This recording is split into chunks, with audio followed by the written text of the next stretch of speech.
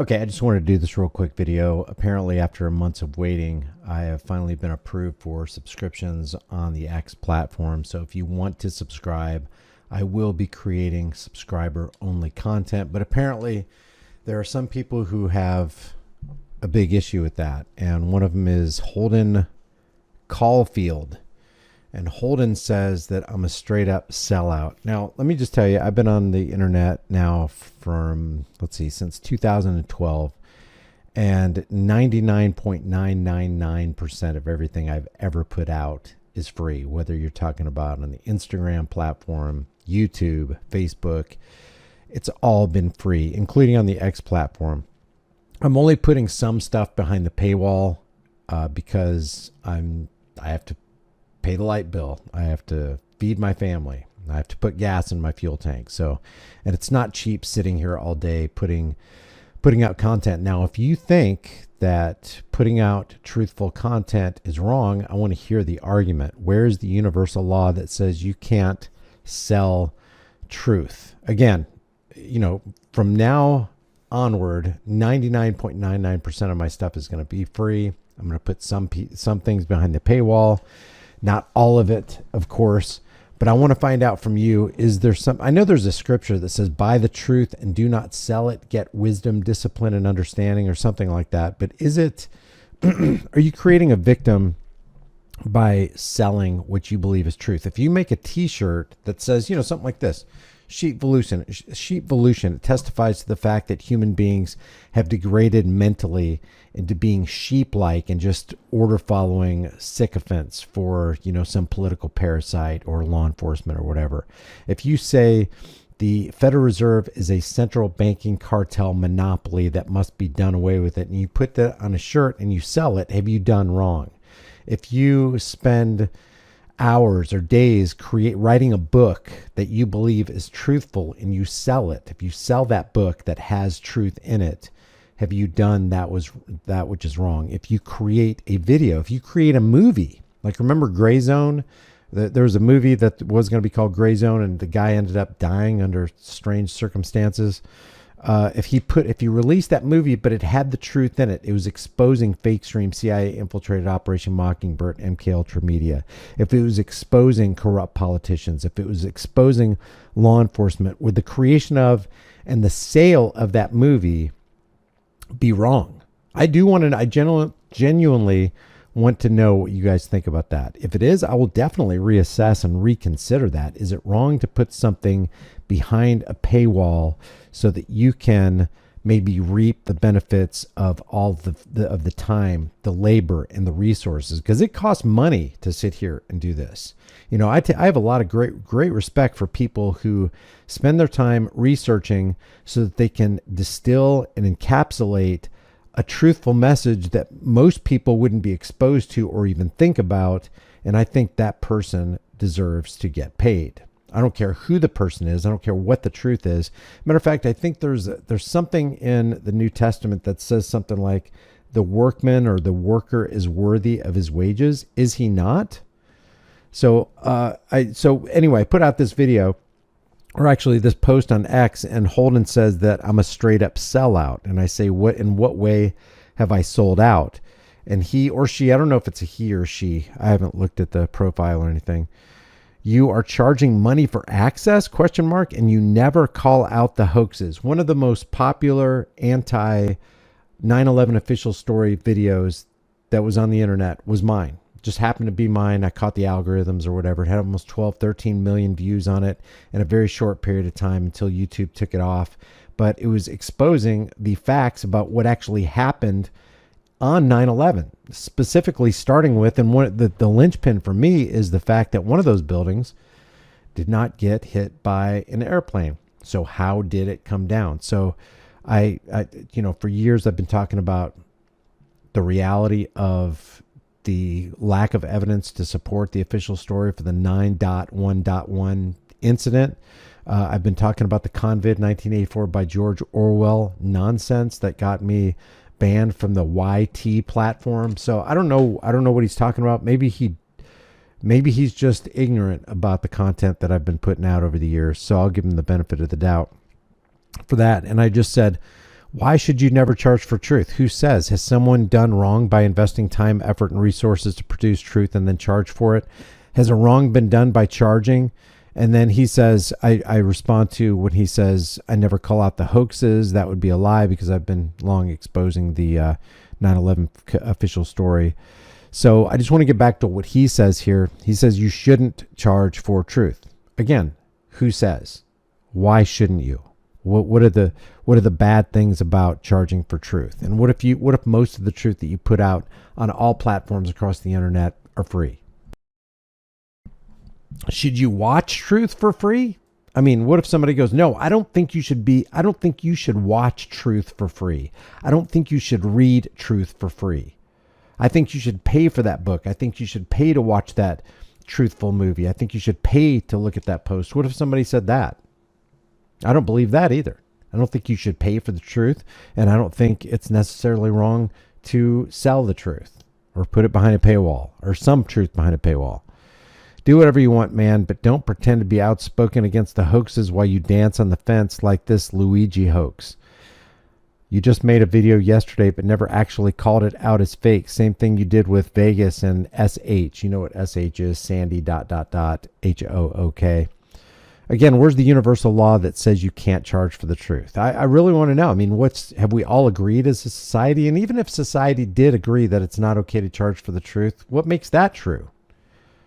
I said 99% of my content is free and has been for years. Prove that I'm pretending to be outspoken against hoaxes when I've been calling them out for years. And there was one thing that he said that I really want to hone in on. I think it's in this right here. He said, I don't think you should ever charge for the truth. Otherwise, you're going to be silent on the truth when you don't want to risk telling the truth over losing your channel or whatever might affect your business. Well, that might be true if most of my stuff wasn't free. And if at any point I ever go, you know what, I'm not going to tell the truth because I might lose that sponsor or I might lose my subscriptions off of X, then that's when you can know, oh, this guy's only in it for the money. And that hasn't been the case, and it won't be the case with me. So it's your opinion. I've never been silent on the truth before. I have years of being consistent on this. Yes, it looks like, and he asked me, do you think the planes were used on 9.1? Do you think anybody died at S.H? And I just said, yeah, I think planes were used. I don't have proof anyone died on SH. Could they have? Sure. You never put it past the government to do something heinous and villainous. You never do. And he says, well, there you go. No planes were used. Can you prove that? No, you can't prove that. And nobody dies in all these fake staged HOAX shootings. Once again, grow some balls, do some real research. See, he can't prove that. You cannot prove that. It's like, I heard somebody say one time, nobody died on 9.1.1. Nobody did. Come on, man. Come on. And then he says, plus you were, there's another thing too. Do you know everything that happened in Las Vegas at that Route 66 concert? No. You don't, and I don't. Most of everything that we know, unless you did on the ground individual investigative journalism, you don't know everything. Unless you were out there actually interviewed, unless you were there, you don't know everything that happened. There's a lot of things that we talk about that we have to speculate on. Could the little people have died at SH? Absolutely. Can you prove that they did? Nope. Has mainstream media proved that they did? Nope. Does everything look like it was fishy for a gun grab? Yep, it sure does. Yeah, it sure does. There's a lot of questions that you have about it. And on some of those, you never get any answers. And when you go and try to make an answer and somebody says, well, can you prove that? No, you can't. You can't prove it.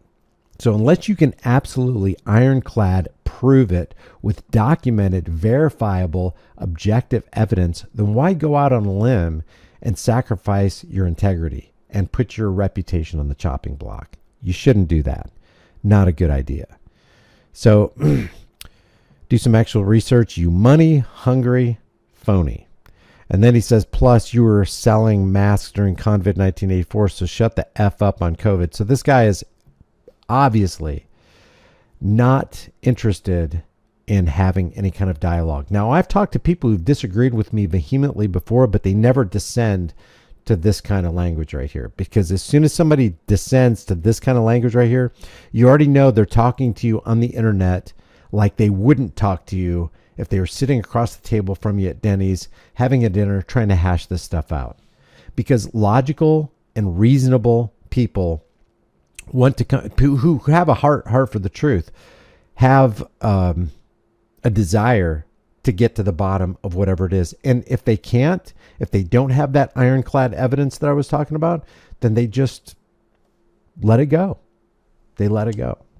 Are there a lot of questions about all those things that they put in front of TV? Yes.